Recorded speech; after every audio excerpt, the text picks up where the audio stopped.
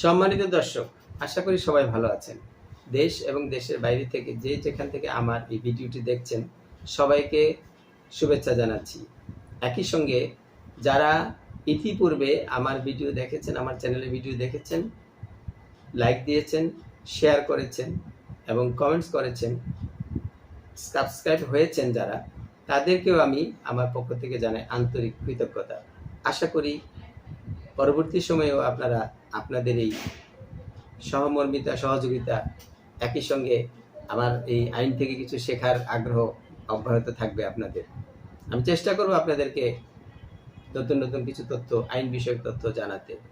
আজকে কথা বলবো আমাদের বিশেষ করে গ্রামে গঞ্জে, সমাজে একটি কথা আমরা শুনতে পাই, সেটি হচ্ছে যে কখনো কখনো কোনো পিতা অথবা মাতা বা কেউ কাউকে বলে থাকে যে তাকে ত্যায্য পুত্র করা হয়েছে, ত্যায্য কন্যা করা হয়েছে। এটি মূলত গ্রামে গঞ্জে বেশি শোনা যায়, শহরেও আছে। তো যাই হোক, এই বিষয়টি অনেক সময় পরবর্তী সময়ে সমস্যার কারণ হয়ে দাঁড়ায়। সামাজিক সমস্যা, আইনগত সমস্যা নয়।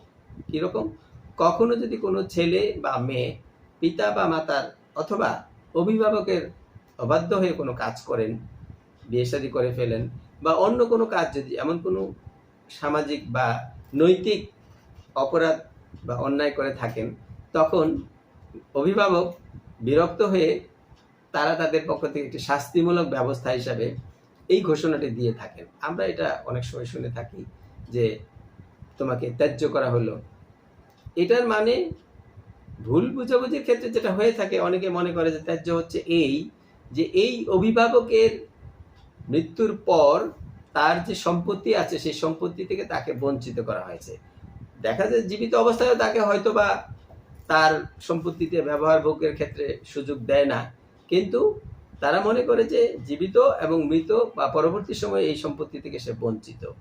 এবং এই ঘোষণার ফলে কখনো কোথাও দেখা যায় যে এই অবস্থার সৃষ্টি হয় যে ওই ব্যক্তি মারা যাওয়ার পর তার সেই ছেলে বা মেয়ে, সে যখন সেই সম্পত্তির স্বাভাবিকভাবে দাবি করে, তখন কিছু সংখ্যক অজ্ঞতাবশত ব্যক্তি বা অতি উৎসাহী ব্যক্তি তারা বলে থাকে যে তুমি তো ত্যায্য, অর্থাৎ তোমাকে তোমার বাবা বা মা, তোমার অভিভাবক তোমাকে ত্যায্য করেছে, সুতরাং তুমি কোনো সম্পত্তি পাবে না। এভাবে তাকে কখনো কখনো বঞ্চিত করার হীন চেষ্টা করে। যদি সুযোগ থাকে চেষ্টা করে, সুযোগ না থাকলে তো সম্ভব নয়। আজকে এই বিষয়টি আমার এই ভিডিওর মাধ্যমে সবাইকে পরিষ্কারভাবে জানিয়ে দিচ্ছি, ক্লিয়ার করে দিচ্ছি যে এই ত্যায্য পুত্র বা ত্যায্য অথবা ত্যায্য কন্যা, এই বিষয়ে আইনে কোনো বিধান নাই। আইনের কোথাও এই বিষয়ে কোনো কথা বলা নেই, কোনো আইন নাই, কোনো ধারা নাই, কোনো বিধান নাই।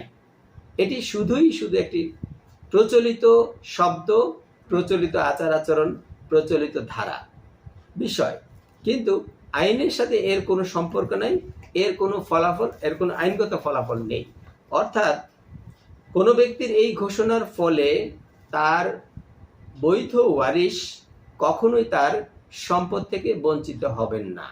অর্থাৎ যদি কোনো ব্যক্তি তার জীবদ্দশায় তার ছেলে বা মেয়ে বা অন্য কাউকে যদি সে ত্যায্য পুত্র, ত্যায্য কন্যা বা ত্যায্য, আমি তোমাকে ত্যায্য করলাম, এই বিষয়ে কোনো এরকম কোনো ঘোষণা দেয়, এই ঘোষণা দিয়ে তার সম্পত্তির আইনগত অধিকারের কোনো কিছুই ক্ষুণ্ণ করে না। মানে কোনো অধিকারই তার বঞ্চিত হওয়ার কোনো সুযোগ নাই।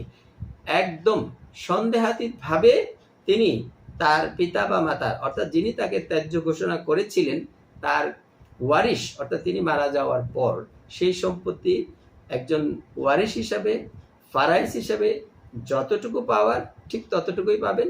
তার থেকে এক চুল পরিমাণ, এক তিল পরিমাণ বঞ্চিত করার আইনগতভাবে কোনো সুযোগ নেই। এই রকম চেষ্টা যদি কেউ করে, কখনো যদি সহ অংশীদাররা যদি এই ধরনের কোনো ষড়যন্ত্র করে অথবা চেষ্টা করে, দ্ব্যর্থহীনভাবে এই বিষয়টা আপনারা বলবেন, জানবেন, জানাবেন যে এই ত্যায্য পুত্র বা ত্যায্য কন্যা, এই বিষয়ের আইনগত কোনো বিধান নেই। সুতরাং যেই ব্যক্তিকে এই ঘোষণা দিয়েছিলেন তিনি কোনোভাবেই বঞ্চিত হবেন না। তিনি তার ওয়ারিশ হিসাবে যেই সম্পত্তি যতটুকু পাওয়ার ততটুকুই পাবেন। আশা করি সবাই আজকে এই ভুল বোঝাবুঝি থেকে বেরিয়ে আসবেন, বুঝতে পারবেন ভবিষ্যতে এই বিষয় নিয়ে আর কোনো জটিলতা হবে না। এতক্ষণ আমার এই ভিডিওটি দেখার জন্য সবাইকে আবারও ধন্যবাদ। যদি ভিডিওটি ভালো লাগে, অন্য কাউর যদি উপকার হয়, চেষ্টা করবেন সাবস্ক্রাইব করতে।